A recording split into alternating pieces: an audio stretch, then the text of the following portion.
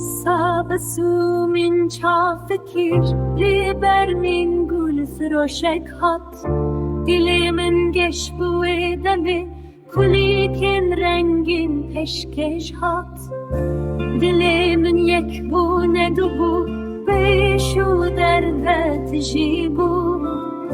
Min ne dizani ve gave Kudil bi gulan tekirin